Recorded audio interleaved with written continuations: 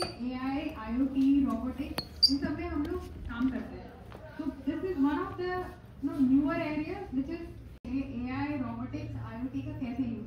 What is the necessity कि हम ऐसा सोच क्यों रहे हैं, why we have to use all these techniques और उसको हम यूज कैसे कर सकते हैं. केस बेस्ड स्टडीज कुछ है वो मैं आपको दिखाती हूँ. जहाँ समझ में नहीं आए या जहाँ ऐसा लगता है बीच में भी we can have this can be an interactive thing. ऐसा नहीं है बोलती रहूँगी आपको सुनना है, आपको कहीं समझ नहीं आ रहा है ऐसा लग रहा है तो आप मुझे पूछ लीजिए. मैं भी इस पर्टिकुलर डोमेन से नहीं हूँ, मैं AI एक्सपर्ट नहीं हूँ, ना ही मैं IoT से हूँ.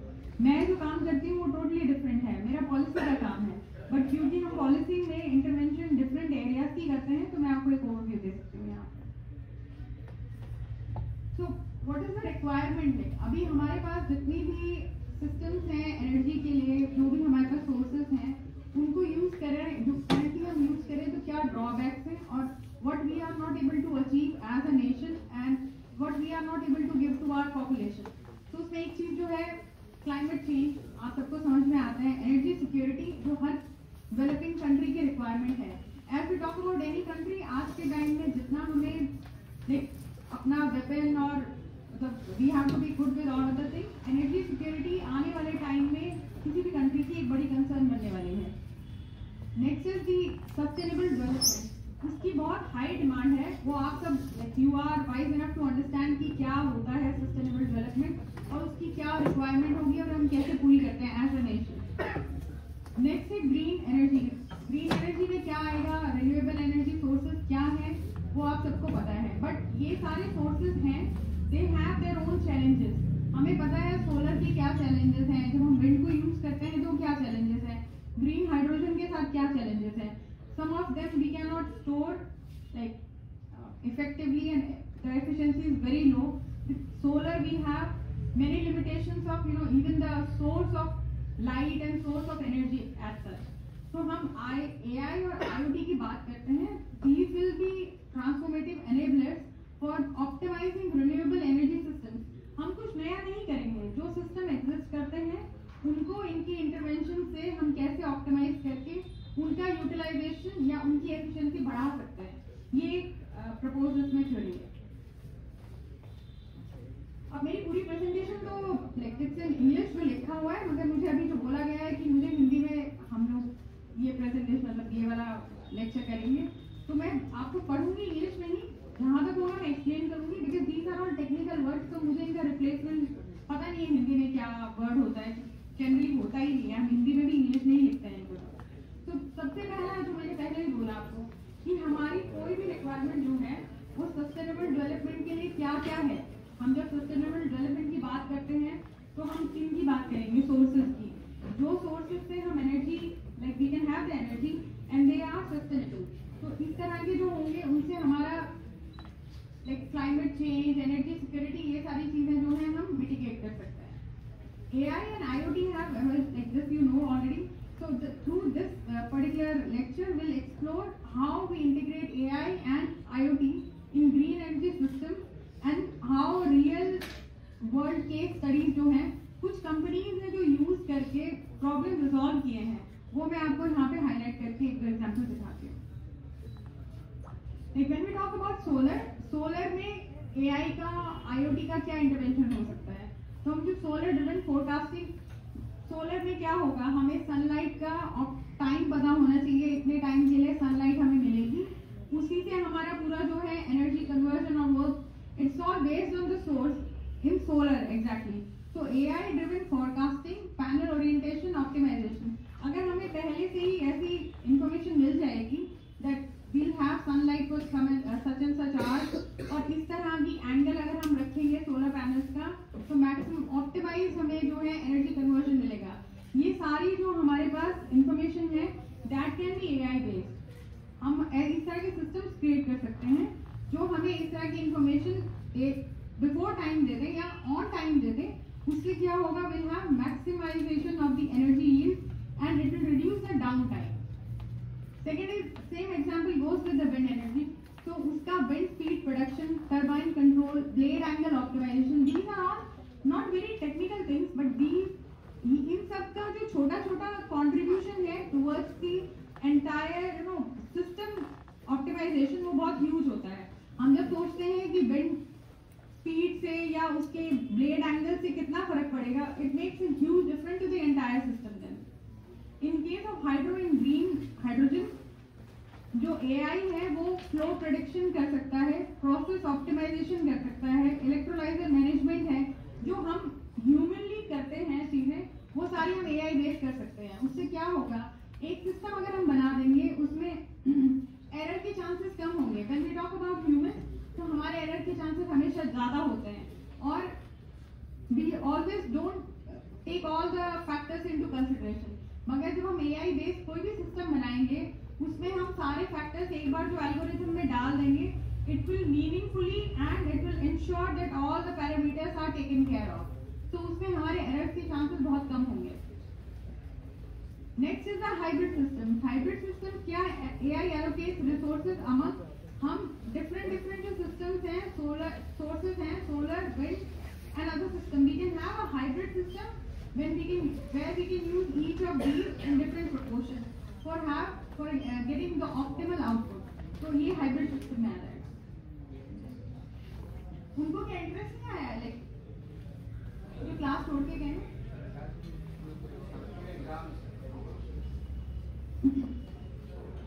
Next is how we use AI in the renewable energy generation. तो जैसे मैंने आपको भी बताया है कि हम कैसे कर सकते हैं, उसको हम करेंगे। We can have sensors on the solar panels. अभी हम जो बात कर रहे हैं कि हम ऐसा करेंगे, हम करेंगे कैसे? We can have two sensors, wind turbines पे, सोलर पैनल्स पे हम सेंसर्स लगा सकते हैं, जहां से हम इंफॉर्मेशन गैदर करते हैं। तो अभी हम बात कर रहे हैं कि कोई इंफॉर्मेशन हमें मिलेगी जिसके बेसिस पे हम कोई प्रेडिक्शन करेंगे, जिसके बेसिस पे पूरा एल्गोरिथम बनेगा। तो वो कहाँ से इंफॉर्मेशन आएगी? That can be sensor based.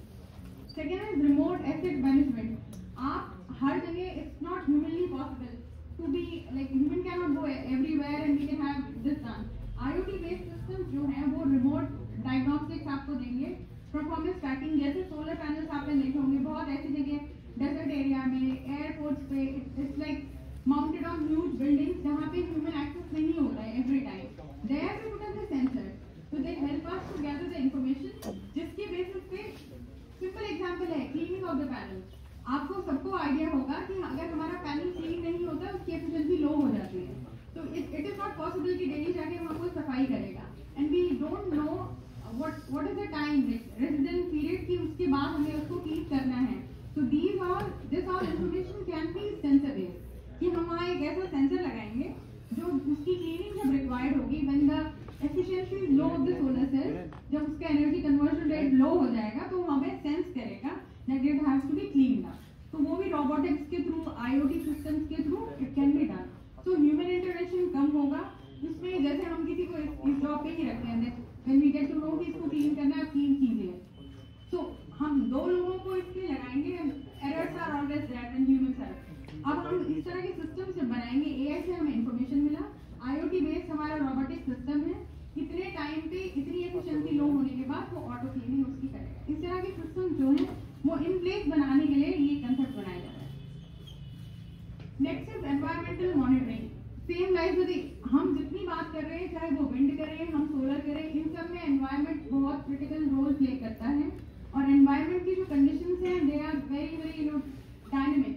अभी थोड़ी देर पहले अगर यहाँ कहीं भी मौसम ऐसा है, विंड की स्पीड क्या होगी, देयर विल बी सन और इट विल बी रेनिंग, ये सारी चीजें हम प्रिडिक्ट करते हैं।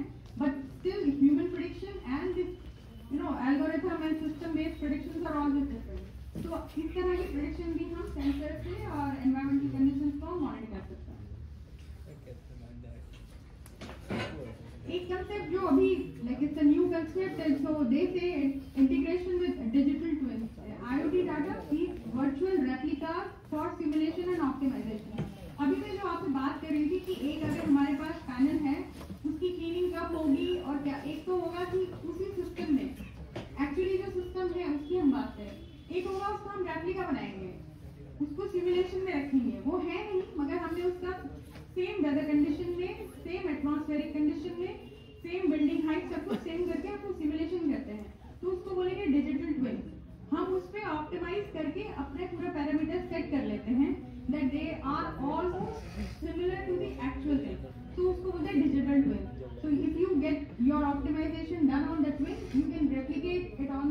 Exact system.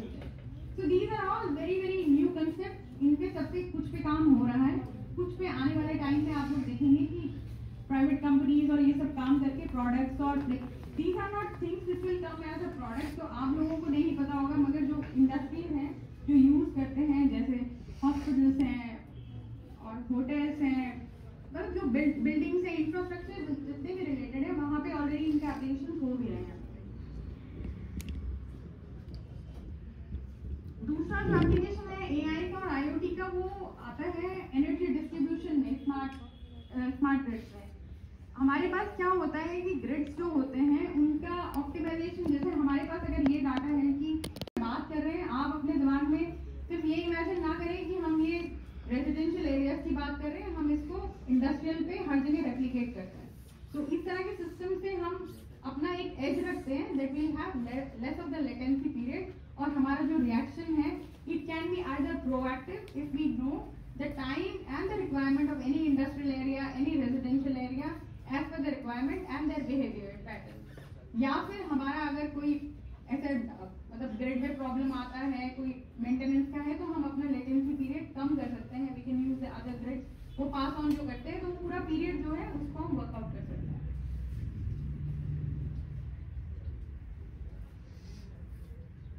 इसमें एक जो कंसेप्ट है, जो लास्ट वाला आप देखेंगे, customer engagement. So personalized recommendation and feedback to promote energy efficiency. These technologies also facilitate customer management by providing personal feedback. जैसे हम अभी हम बात करते हैं पर्सनलाइज में, तो हम बात करते हैं, आपने ये सुना होगा अभी थोड़े टाइम में ये आने वाला है जो सोलर करेंसी जिसको हम बोलेंगे। अगर आपको जितना यूनिट सप्लाई होता है आपके based on your requirement, based on the size of your residential plot or something, there is a fixed number of units you are supplied. आप जितना यूज करते हैं बाकी आप ग्रिड में वापस दे सकते हैं। So आप उसको आने वाले टाइम में सोलर करेंसी बोलेंगे and it can B, so it's on similar pattern कि आपका जो पर्सनलाइज रिकमेंडेशन है, आप सपोज आप जॉब करते हैं, आपके घर में सब लोग, आप सुबह 8 बजे निकल जाते हैं, दिन में 4, 5, 6 घंटे आपके यहाँ कोई नहीं रहता है, आपकी एनर्जी रिक्वायरमेंट उस टाइम में कम होती है as compare to a family where people are not working, like people stay at home, तो उनकी रिक्वायरमेंट ज्यादा है। तो इस तरह के जो रिकमेंडेशन है वो कंज्यूमर बेस्ड होंगे। आप एज अ कंज्यूमर किस तरह की रिकमेंडेशन अपनी एनर्जी यूटिलाइजेशन के लिए देते हैं, उस हिसाब से वो आपको मतलब उसमें आप डिसीजन मेकिंग में आप हेल्प कर सकते हैं।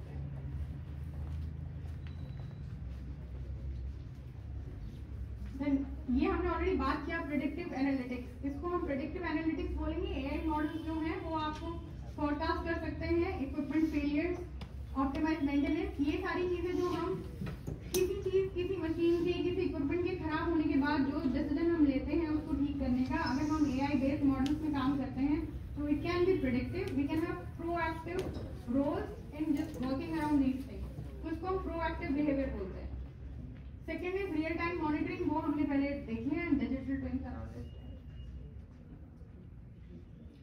सो मशीन लर्निंग आप लोगों ने एक कंसेप्ट सुना होगा। तो ये सारे जो है, मैं ग्रीन टेक्नोलॉजीज वो नहीं बता रही हूँ जो अभी एग्जिस्ट करते हैं कि आप सोलर में एफिशिएंसी बढ़ाएं सेल्स की, मैं आपको वो बता रही हूँ जो और टेक्नोलॉजीज का इंटरफेस हम रख सकते हैं to resolve efficiencies of green technology, any of the technology. So one of them is also machine learning and deep learning models.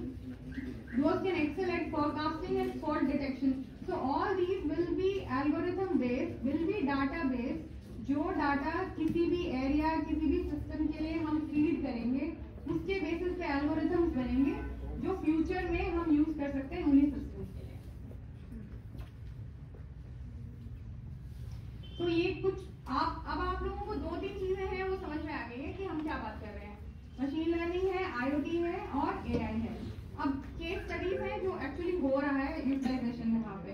तो अभी गूगल डीप माइंड है, ये क्या करते हैं, what is the challenge, where they use it, wind powers variability limits its grid value. जो grid value है, क्योंकि विंड की पावर की वेरिएशन होती है तो उसकी एक लिमिटेशन बन जाती है। तो how we, what is the solution they came up, the solution is Google and DeepMind applied machine learning to 700 megawatts of wind farms in US. So उन्होंने अब जो विंड अपना जो उनका like whatever capacity they are working on, उनको wind farm से उन्होंने इस तरह का सिस्टम यूज करके क्या किया। आप लोग मुझसे ज्यादा ये समझते कि I am not from this area, so neural network train, और जो मैं अभी आपको बात कर रही थी हम ट्रेन किससे, ये जितने सिस्टम हम बनाएंगे इनको हम ट्रेन करते हैं। ट्रेन करने का मतलब क्या होता है, जो भी डाटा अवेलेबल है जिस पे भी हम इनको यूज करना चाह रहे हैं उन्हीं से, उसी डाटा सेट से हम इनको ट्रेन करते हैं, फिर उन्हीं के लिए हम इनको यूटिलाइज करते हैं। तो यहाँ पे जो लिखा हुआ है neural network train on whether forecast and turbine data predicted output 36 hours ahead. इसका मतलब क्या है, उन्होंने उस पर्टिकुलर एरिया का डाटा कैप्चर किया, उसको ट्रेन करके उससे जो एल्गोरिथम्स बनाए, उससे न्यूरल नेटवर्क बनाए, उसको यूज करके what they got is they could predict 36 hour ahead of the weather forecast and other things. तो ये इस तरह का यूटिलाइजेशन की हम बात कर रहे हैं, तो ये एक्चुअली हो रहा है practically. This is not what we just hypothesis utilization करते हैं। These all contribute towards greener energy. So दूसरा है predictive analytics and IoT grids. ये हमारे हब्स करते हैं, जो मैंने आपको थ्योरेटिकली समझाया, प्रैक्टिकली हमारे यहाँ हब्स ने किया है। Second is water and mining. तो digital monitoring, ensuring resource optimization and environmental compliance. ये हमारा हब एक आपने धनबाद में एक माइंस का इंस्टीट्यूट है, वो काम करते हैं इसमें। So they are working towards mining, digital monitoring, और पहले जो चीज़ ह्यूमनली करते थे अब हम वो चीज़ रोबोट से करते हैं। उससे हमारा जो इरोजन ऑफ लैंड और वो सारी चीज़ें हैं, these all are interconnected to each other towards a greener goal. वो आप थोड़ा सा अगर डिटेल में खुद पढ़ेंगे आप लोगों को समझ में आएगा। सब कुछ एक क्लास में मेरे लिए समझाना थोड़ा मुश्किल है, but I am just telling you what is actually happening. ये सारी चीज़ें अब थ्योरी में नहीं है, प्रैक्टिकली बहुत सारे हब्स और बहुत सारे जो हैं ग्रुप्स, रिसर्च ग्रुप्स, वो ये सारे काम कर रहे हैं। Next is urban spaces, the real time data from smart cities. एक मैंने लास्ट स्लाइड में दिखाया था स्मार्ट सिटीज।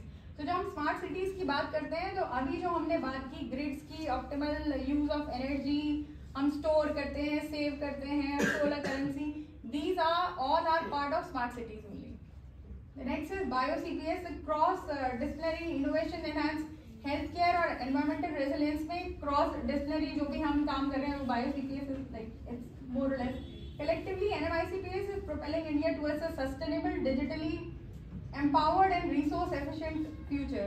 तो हम जब बात करते हैं सस्टेनेबल, उसका सिर्फ एक मतलब नहीं होगा कि रिसोर्सेज की हम सिर्फ बात कर रहे हैं। Maximum and optimal utilization is also part of sustainability.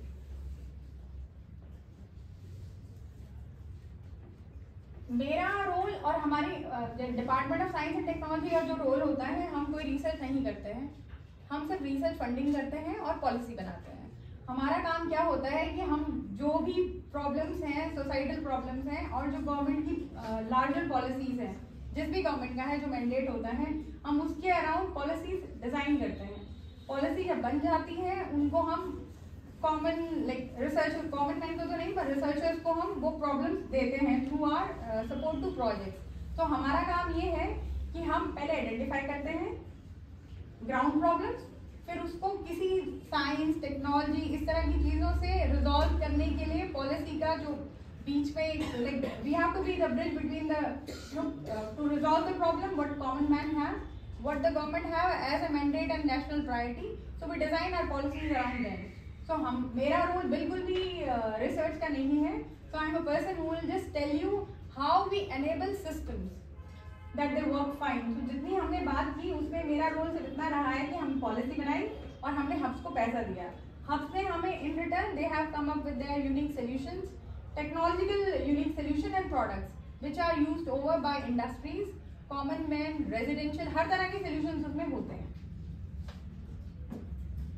तो ये हम इम्प्लीमेंटेशन रोड मैप आप लोगों के लिए थोड़ा सा वो होगा कि मैं सिर्फ इतना बताना चाह रही थी आपको कि जो भी आप देखते हैं मार्केट में कोई प्रोडक्ट या फिर आप कोई साइंस का रिजल्ट देखते हैं, उसमें हमारा जहाँ पे रोल आएगा वो बहुत क्रिटिकल होता है।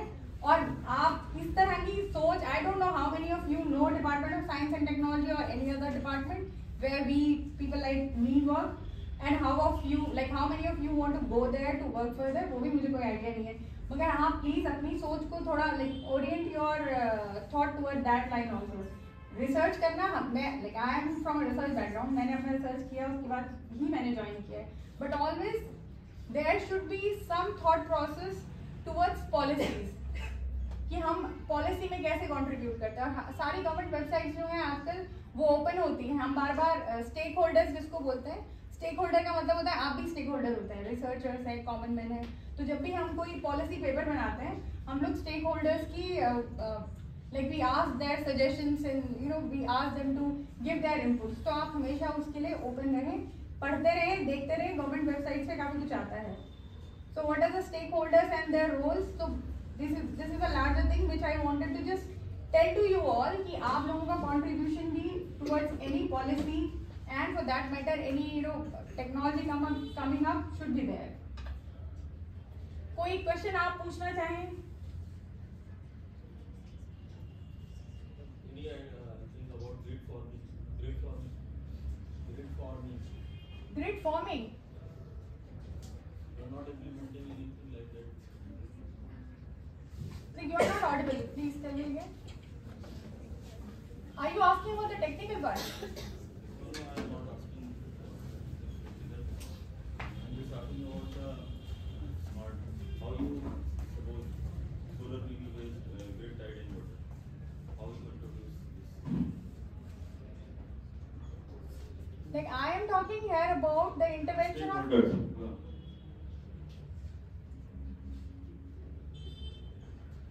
You want to know the roles of stakeholders towards? How we can introduce this idea? Grid forming and solar PV inverter. अच्छा Grid tied inverter. अब हमारी मिनिस्ट्री है, हम लोग इसके साथ काम करते हैं, department of science and technology भी करता है। मैं बोल रही हूँ जब भी हम कोई पॉलिसी डॉक्यूमेंट बनाते हैं तो हम उसको पब्लिकली वेबसाइट पे डालते हैं स्टेक होल्डर्स की ऑब्जर्वेशन और उनके कमेंट्स के लिए। तो आप अपने as if you are on the other end, like there are manufacturers, there are people who are into research, there are people who